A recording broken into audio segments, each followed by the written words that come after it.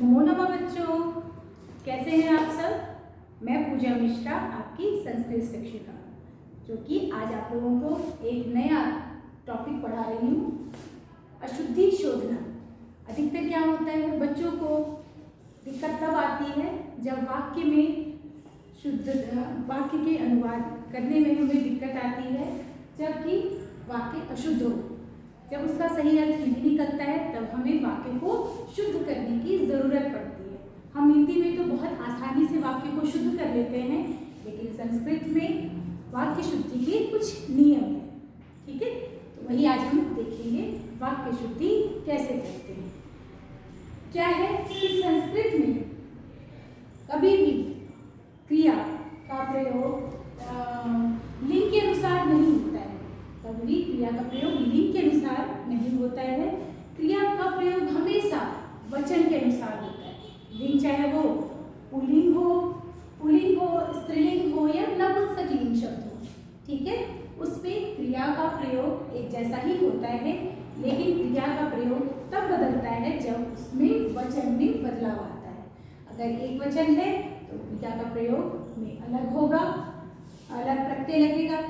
अगर द्विवचन है तो क्रिया के प्रयोग में जो प्रत्यय लगते हैं वो अलग लगते हैं, और बहुवचन में क्रिया के प्रयोग में दूसरे प्रत्यय लगते हैं। जैसे कि प्रथम पुरुष में हमेशा जो प्रत्यय क्रिया में लगाए जाते हैं वो होते हैं ती, तह और अंति।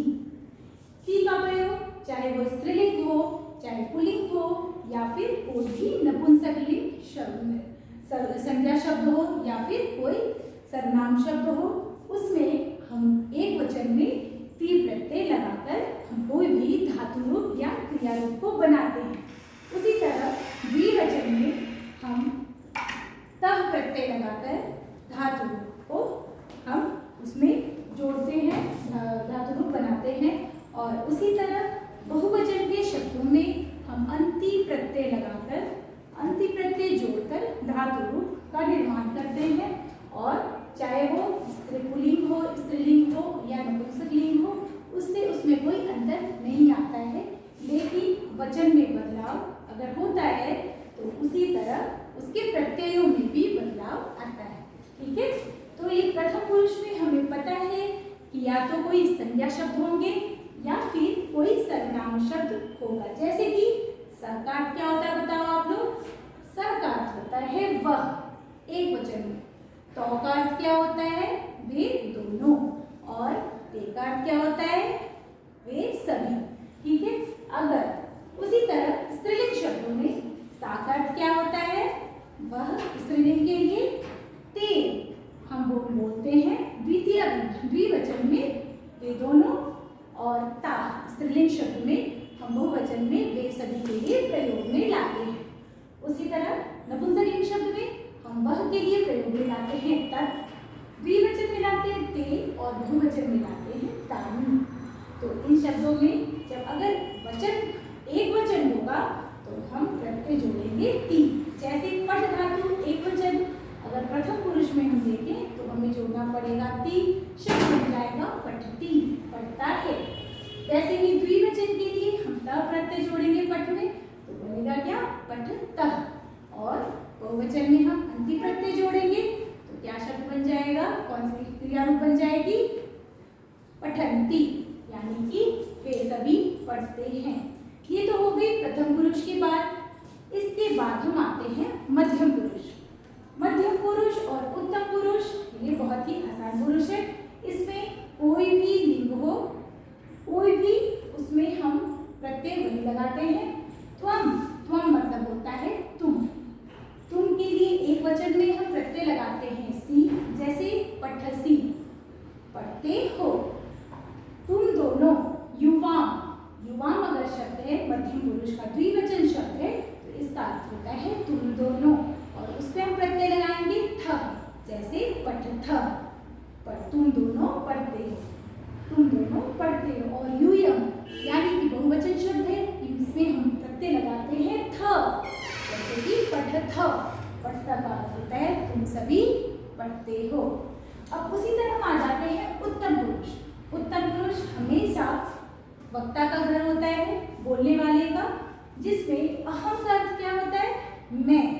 और जहाँ अहम हो वहाँ हम क्रिया रूप में आमी प्रत्यय लगाते हैं। जैसे पठामी, मैं पढ़ता हूँ। आवाम, आवाम का अर्थ होता है हम दोनों, और हम दोनों के लिए हम प्रत्यय क्या लगाते हैं क्रिया शब्द में? आवह।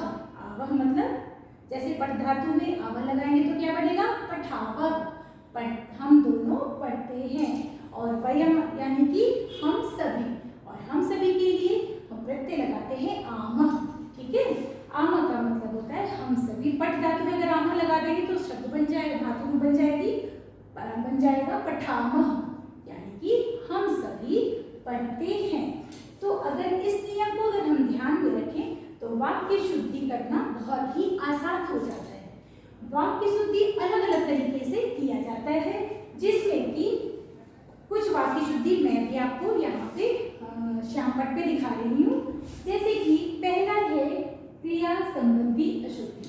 ठीक है, क्रिया संबंधी अशुद्धि का नियम ये है कि संज्ञा या सर्वनाम शब्द जिस वचन का होता है, क्रिया भी उसी वचन की होती है।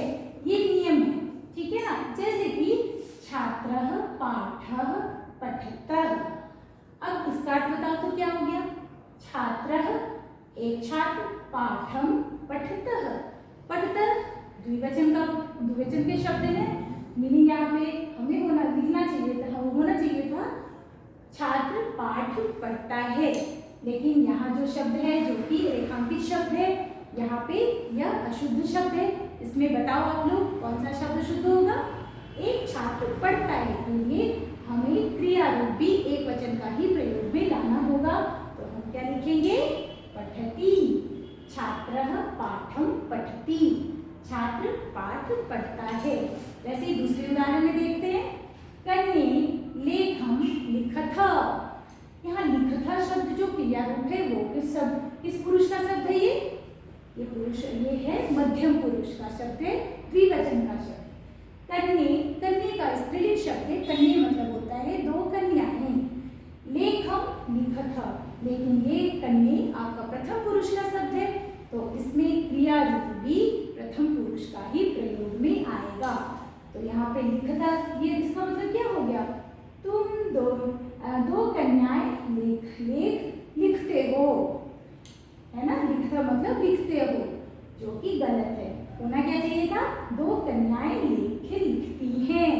तो यहाँ पे कन्ये द्विवचन का शब्द है, इसलिए हमें क्रिया रूप भी द्विवचन का ही लेना होगा, वो भी प्रथम पुरुष का। तो क्या बन जाएगा? कन्ये लेखम लिखतः। क्लियर है? समझ में आया? कन्ये यहाँ प्रथम पुरुष का संज्ञा शब्द है, इसलिए क्रिया रूप भी प्रथम पुरुष का ही प्रयोग में आएगा। नेक्स्ट हम आ जाते हैं त्वम। त्वम किस पुरुष का शब्द है? बताओ सर, कौन सा शब्द है? त्वम मध्यम पुरुष का शब्द है। तो मतलब होता है तुम, जिसमें कि क्रिया रूप में सी प्रत्यय लगता है। लेकिन सेंटेंस क्या दिया हुआ है? त्वम कुत्र गच्छति। होना क्या चाहिए था? तुम कहाँ जाते हो। तो हमें ये नियम मालूम है कि त्वम के साथ सी प्रत्यय लगता है, इसलिए जो अंडरलाइन शब्द है, जो रेखांकित शब्द है, वो गलत है।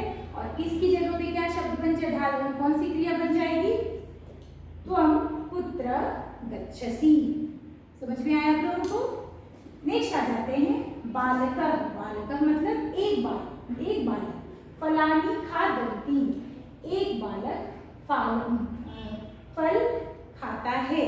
तो यहाँ होना चाहिए था एक बाल फल खाता है, और यहाँ खादन्ति बहुवचन का शब्द है, जो कि हमें साफ पता चल रहा है कि ये गलत, ये अशुद्ध शब्द है। इसके लिए यहाँ पे क्रिया रूप क्या होगा? प्रथम पुरुष के लिए एक वचन के लिए हमने नियम पढ़ा है कि ती प्रत्यय लगाते हैं, तो शब्द क्या बन जाएगा? इसे शुद्ध कैसे करेंगे? खादन्ति की जगह पे एक वचन का क्रिया रूप आ जाएगा खादति। शब्द क्या बन जाएगा? बालकः फलानि खादति, बालक फल खाता है। तो ये शुद्ध हो गया। उसी तरह लास्ट है अहम दूरदर्शनम पश्यति। अभी हमें नियम पता है कि अहम के साथ हमेशा अहम के लिए पश्यति शब्द लिया गया है, जो कि गलत है। अब यहाँ पश्यति की जगह पे कौन सा क्रिया रूप होना चाहिए था, बताइए आप लोग। पश्य में आमी प्रत्यय लगाकर हम शब्द रूप बना सकते हैं, सॉरी धातु रूप बनाएंगे पश्यामि। तो शब्द क्या बन जाएगा, अहम दूरदर्शनम पश्यामि।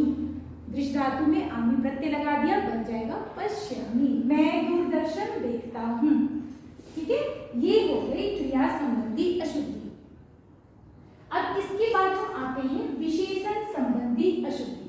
विशेषण संबंधी अशुद्धि की बात जब हम करें तो इसमें नियम कहता है कि विशेष्य के अनुसार ही विशेषण का वचन तय होता है। विशेषण जैसा विशेष्य है, विशेषण भी उसी अनुसार, उसी लिंग के अनुसार होगा। ठीक है, जैसा विशेष्य, विशेष्य के अनुरूप ही विशेषण शब्दों का प्रयोग होता है। अब स्त्रीलिंग शब्द में विशेषण शब्द अलग होते हैं, पुल्लिंग शब्द में अलग, स्त्रीलिंग में अलग, और नपुंसकलिंग शब्दों में विशेषण शब्द अलग होते हैं। तो हमें यहाँ पहचानना होगा कि कौन सा विशेष्य है और वो पुल्लिंग है, स्त्रीलिंग है या नपुंसकलिंग शब्द है। अब हम यहाँ पे देखते हैं सह मतलब कि वह पुल्लिंग, चतुरा छात्रः अस्ति।